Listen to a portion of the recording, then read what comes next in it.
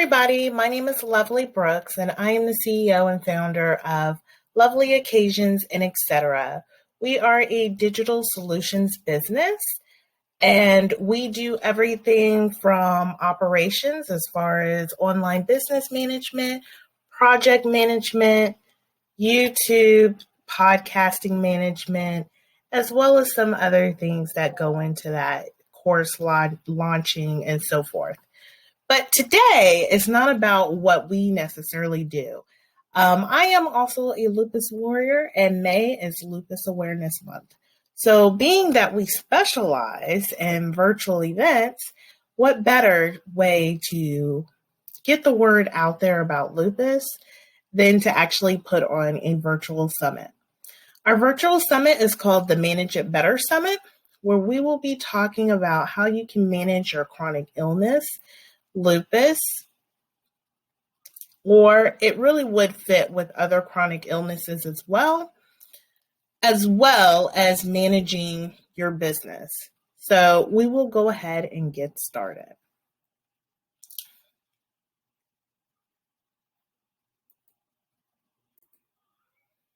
What is lupus?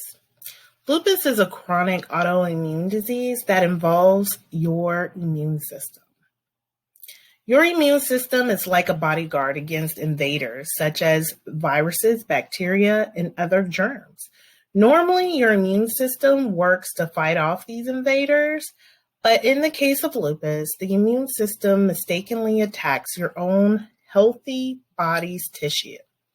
Inflammation caused by lupus can affect many different parts of the body system, including your joints, skin, kidneys, blood cells, brain, heart, and lungs. Even if your symptoms are seen controlled, your disease can still be active. These are some of the common signs of lupus, but by all means, they're definitely not all of them. But we have everything from fatigue, fever, joint pain, stiffness and swelling, a butterfly-shaped rash on the cheeks and bridge of the nose, or rashes everywhere else on the body, sun sensitivity, hair loss, fingers and toes that turn white or blue when exposed to the cold or during stressful periods, shortness of breath, chest pains, dry eyes, headaches, confusion, and memory loss. Now, I will tell you, for me personally, as a lupus warrior, fatigue is definitely the top one on the chart. I feel like I have that every day, all day long. And what really sucks, I feel like, as a lupus warrior, is you really don't know how much of it is normal, like maybe you're just doing too much, or how much is really abnormal, because this is something you live with every single day. So for me, it's normal to be tired all the time. I don't really know what it feels like to feel energized after you had a rest or you had a nap. You know, I take mini naps. It's one of my favorite pastimes. And I will tell you, I just never really feel completely satisfied. But in my head, I have like workaholic tendencies. So I'm always trying to do more and be productive and be productive. However, it is very draining for me. This year, I have actually experienced a hair loss. It's probably my third time in my lifetime that it's been this much hair loss. I mean, when you have hair loss with lupus, it's not it's a major hair loss. It's kind of like if you're used to losing your hair after you have a baby. I lost pretty much 70% of my hair before the baby was ever born. I continue to lose hair after the baby was born. It does eventually subside. However, it's kind of like you never know how much hair you'll have left. And honestly, I usually just shave it off and let it just grow back how it wants to. But the one thing about lupus is it does take things from you that you feel like otherwise you would have wanted to have the choice. And unfortunately, you don't always get those choices. So while it is just hair, it can be a very emotional state, not just for people with lupus, but for people even with cancer or anybody who has to lose something that is a part of themselves and they feel like they did not have a choice. So we always want to be sensitive to that as well. The butterfly-shaped rash is something that lupus is well known. It usually comes down the bridge and right here in the cheeks. So that is usually a really quick way to know if someone has lupus. Otherwise, most of these symptoms you would never see. So most people who suffer from these symptoms, unfortunately, do have to wear a mask because nobody really knows that they're sick. Who can get lupus? Roughly 5 million people worldwide have some form of lupus. 9 of 10 adults with lupus are women, and women of childbearing age are most likely to develop the disease. Women of color are also more likely to develop lupus compared with Caucasian women. There are also 15% of people who have lupus are children.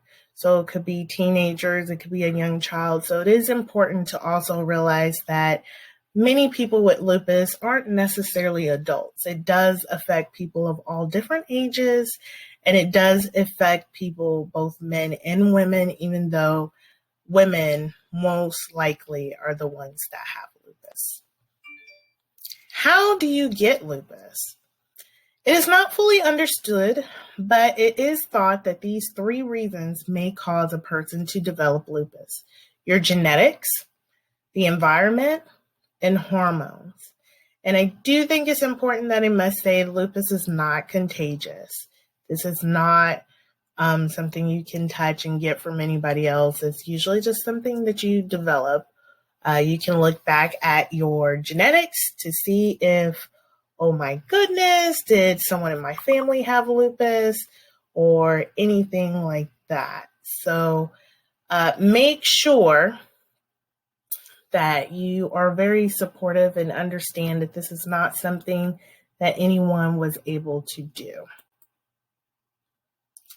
Lupus can be very isolating with the pain and the illness, constantly going to the doctor, changes of medicine. Sometimes your doctor, most people with lupus have many doctors.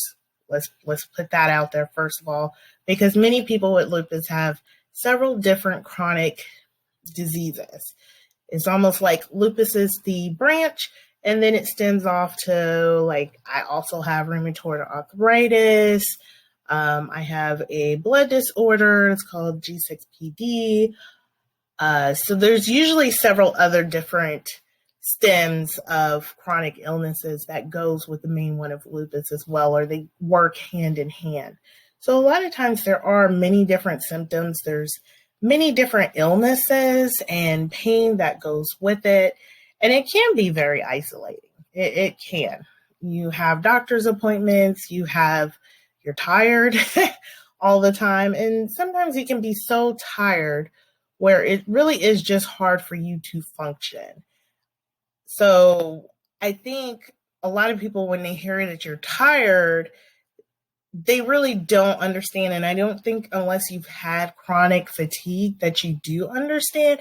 But I always say when I get those chronic fatigues, I feel like I literally got hit by a Mack truck and I can't get out of bed. There was times that I really had struggled, or to be quite honest, I couldn't take care of my children because I did not have the energy. So it's very interesting how you can feel in your mind that you're young and you're vibrant and you're ready to go, and you can look that part, but your body is not listening to what you're saying. So there is a lot of that in lupus.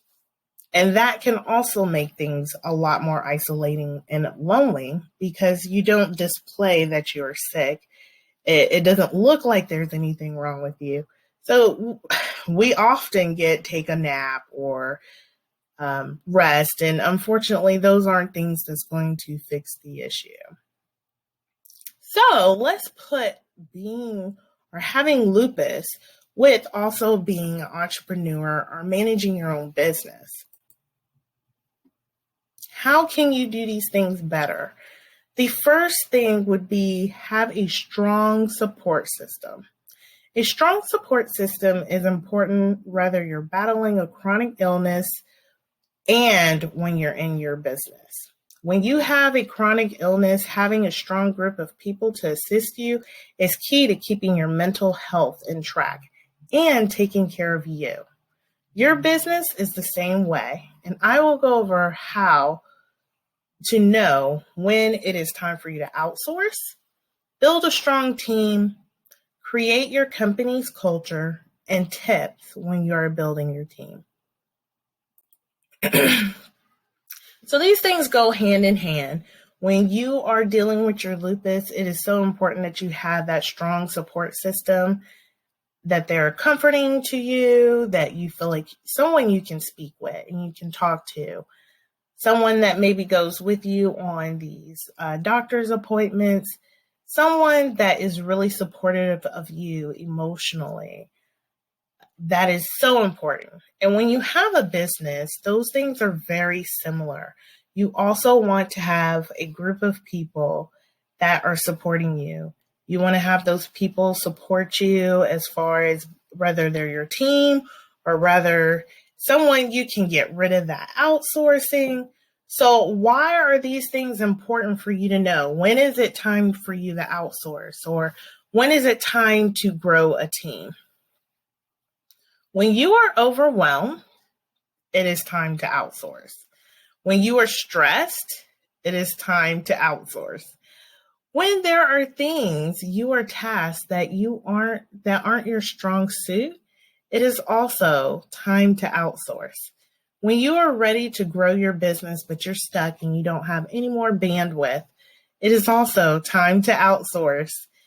When you want to spend more time working on your business, but not in your business, this is a very important one because I think as entrepreneurs, it is very difficult for us. Your business is like your baby. Some people have a hard time really letting go of control of things that they want and they need to get done. But it is so important that we understand that we can't do everything by ourselves. You just can't. And even if you can, you're not the best at everything. So it's very important that you can be aware of that. So when you want to spend more time with your loved ones, having a business takes up a lot of time. Many people, when they first get started, are like, yeah, I'm going to leave my 9 to 5 and work when I want to. If you want to have a successful business, for a while, you're going to work more than 9 to 5. You're going to work all day long, maybe all night long. Before I even had my team, guys, I can tell y'all that it was the month of December for me that said, oh my gosh, I can't do this. And I want to say I literally worked every single day in December, including New Year's Day. The only day that I did not work at all was Christmas Day. And it was an all-day thing. It was not, hey, it's 5 o'clock, so now you can sit down. But it is important to have those boundaries. But I did not have my team yet, and I was stressed, overwhelmed, had way too much to do, not enough time to do it. When you have another dream or goal that you want to work on and you already are fully tasked with what's in your present business. Now, I find that entrepreneurs are usually visionaries. They just are. And because they are visionaries, we get an idea. Then we get another idea. You're either going to be that visionary that is really good at implementing and following through, or you may be that visionary that is good at implementing, but needs someone to help you follow through because it's like squirrel, you have a whole nother idea that you want to do and run off. And then next thing you know, none of your ideas meet their full potential. And last but not least, you want to grow a team as soon as possible.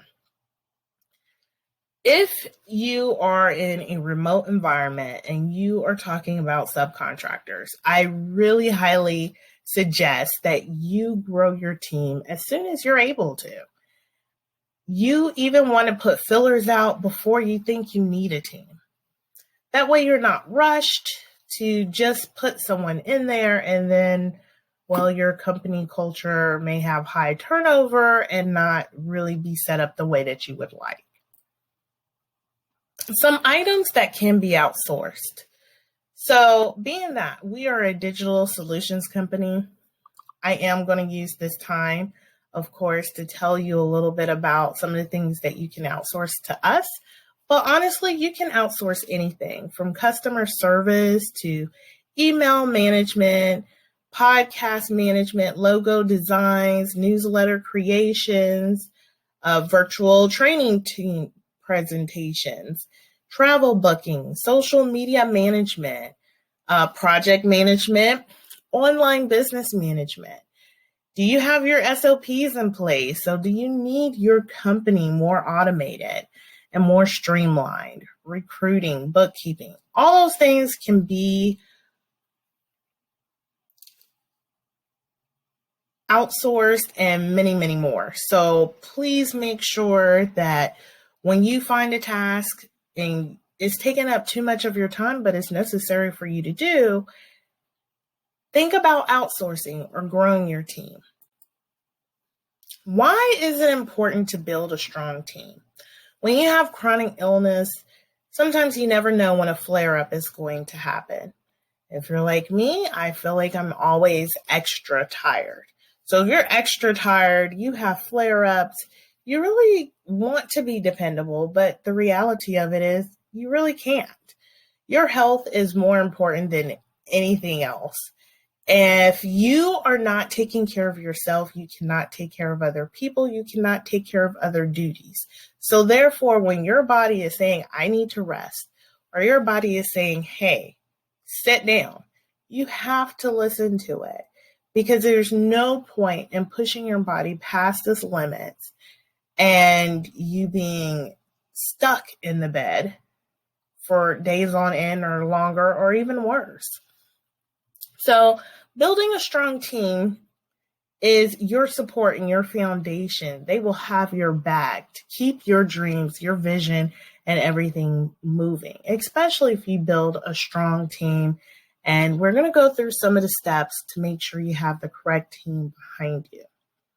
Building a strong team is an important step, and it should be started with as much thought as your branding. Building your company culture is part of your branding. It is another step of thinking, what do I want my business to be known for? Every business has a work culture, remote and physical businesses. So you are still creating an environment. I do think, when COVID hit, many people said, oh, it's online. They do not equate the physical environment that they are creating with the virtual environment. And I'm sad to say, but that's just not correct. You do need to create a culture, regardless if it is virtual and remote teams, or if the team is right in front of you. Your team is either going to help you succeed, keep your business stagnant, or help it to fail. People join people, not companies. I think many of us have heard this. In any industry, there's a million of other people that are your competitors. And the reality of it is when a client or a customer is looking around in your industry to join someone, many of you guys are going to say very similar things. So what is really going to set one person apart from the other? The connection to the person, the connection to the values, the connection to the company. People are your company. So your team that you're building will actually be your company. They are going to be the essence. They are also the biggest investment in your business. So payroll is often the biggest investment that most entrepreneurs or business owners have. So you want to make sure that you're taking time to build the people that you really want there and the culture. So you're not constantly just hiring people to help build the presence you want your company to make. And we've all heard that people leave people, which is also poor management. Now, granted, every time a person leaves, it's not for poor management. People do have other valid reasons for leaving a company. However, the work environment is a very strong contender on why a person will stay or leave a company. So that's also something to think of, because if you're constantly replacing, you are actually adding more cost to your business than you are by retaining really good people. So it's one of those things where it will save you in the long run to invest the time and the effort in choosing the right people so you don't have to let go of the wrong ones. Being self-aware is key to a strong team. You must know who you are and set the tone for your company. Now, we just discussed that people are the actual company. They make up the company. They make up how they're going to present the values, the mission statement that you're saying that you want your company to present. So it really isn't a quick, just got to get someone in here to do X, Y, Z. It shouldn't be anyway.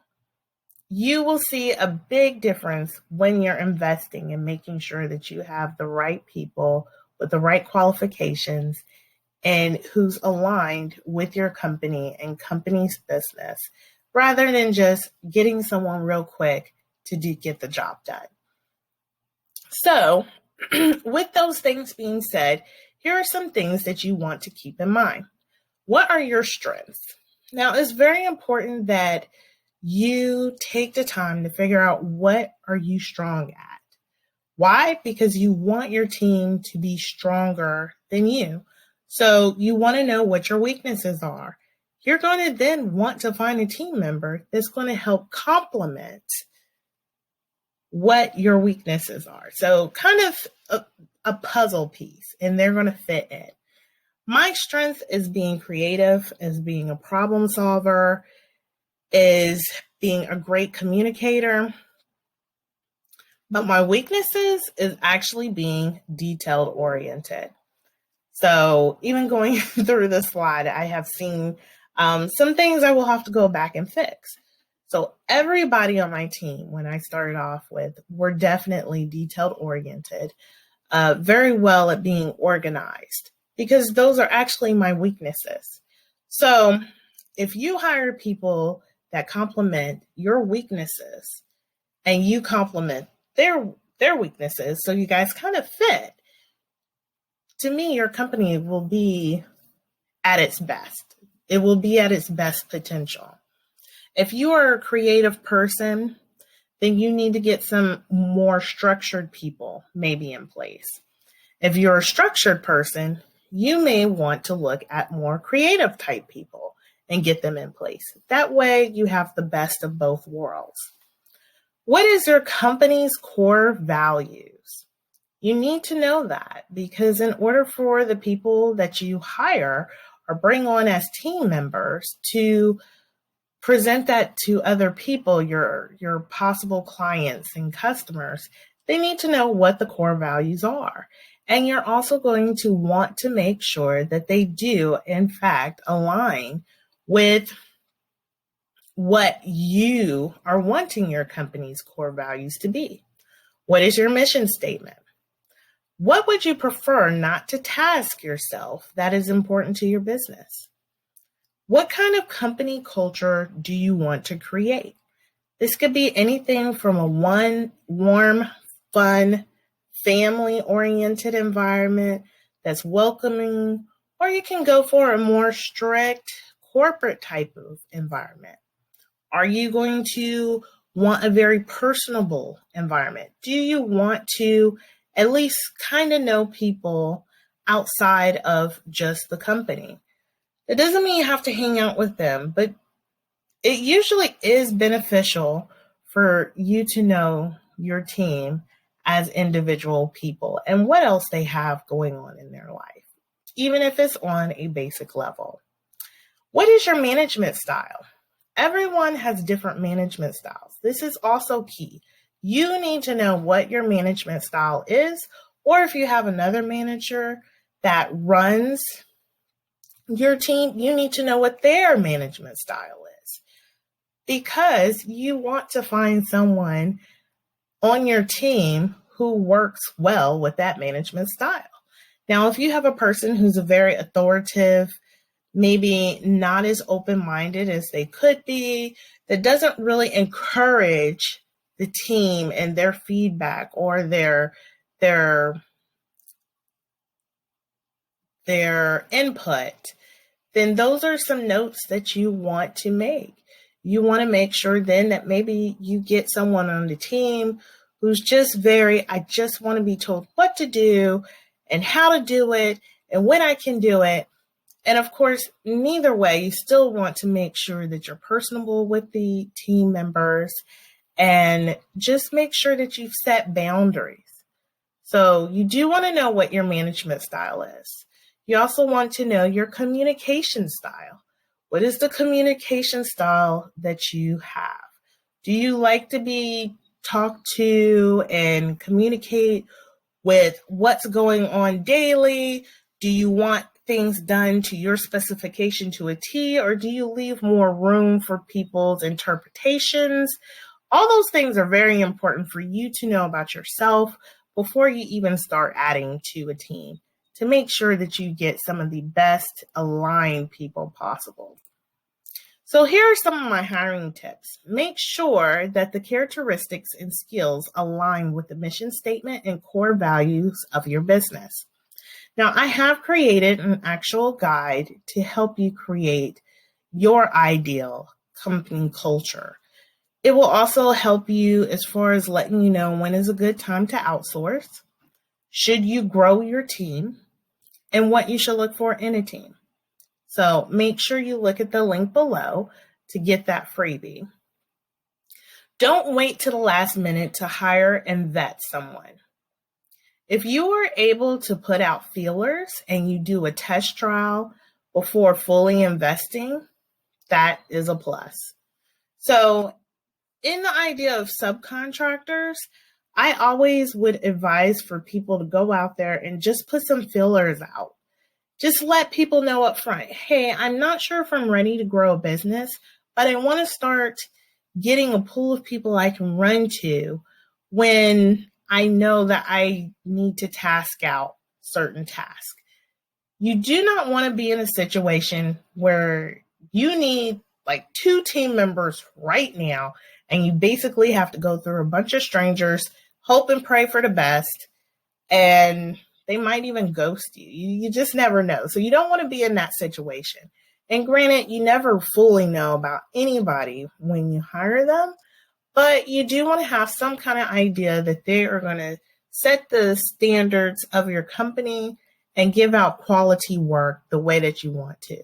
So even if you're able to give them little test trials, little tiny projects, and then slowly grow them into bigger roles as your job grows or your task grows or your project grows, I would say that would be the best way to go.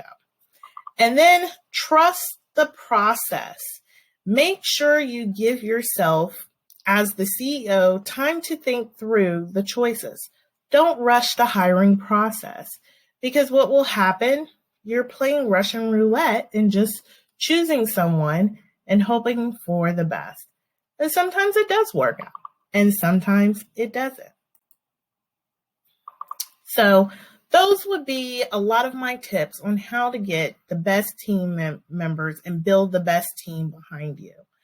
Here is our information. If you have more questions or concerns, always feel free to just slide in our DMs, or you can contact us by email, website, and make sure you follow us on Facebook, Instagram, and LinkedIn. Don't forget about your freebies in the link below, and also don't forget to come back tomorrow where we'll have more tips on how to manage your lupus as well as your business. If you feel the need or you're led to donate, we are taking up donations for Lupus Foundation of America, and you can also find that link below as well. Thank you so much for joining us, and I hope you have a wonderful day.